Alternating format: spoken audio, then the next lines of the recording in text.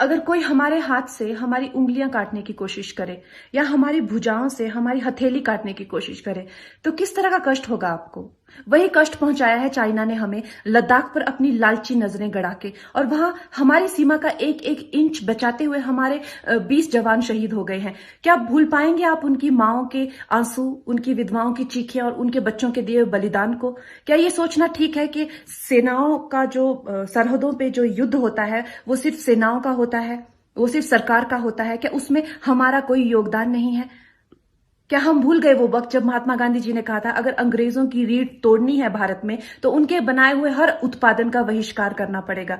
तो क्या ये जरूरी नहीं है कि हम भी इस युद्ध में हिस्सा लें, क्योंकि लद्दाख सिर्फ एक जमीन का टुकड़ा नहीं है, भारत की अस्मिता का एक बहुत बड़ा हिस्सा है, भारत की हथेली है। हम उसे किसी तरह से इस दुश्मनों के उनके गंदे इरादों में सफल नहीं होने दे सकते। तो क्या हम लोगों को इसमें हिस्सा नहीं लेना चाहिए कि जो चाइनीज जितनी भी गुड्स हैं, जितने भी उनके प्रोडक्ट्स हैं, जिन भी कंपनीज में उन्होंने इन्वेस्ट किया हुआ है, उनसे उनको रिटर्न्स आते हैं, रेवेन्यूज आते हैं, ऑर्गेनाइजेशंस हैं, उन सब का बहिष्कार करें ताकि वो उस संपत्ति से जो यहां से इंडिया से इकट्ठी करके जाते हैं, उस संपत्ति से हथियार खरीद के हमारे सैनिकों के सीने छन्नी करते हैं। तो क्या हम इस युद्ध में हम चाइना का साथ दे सकते हैं? आप बताइए।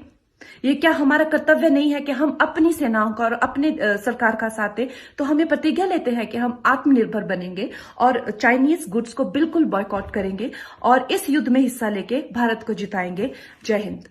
Subscribe now and press the bell icon. Never miss an update.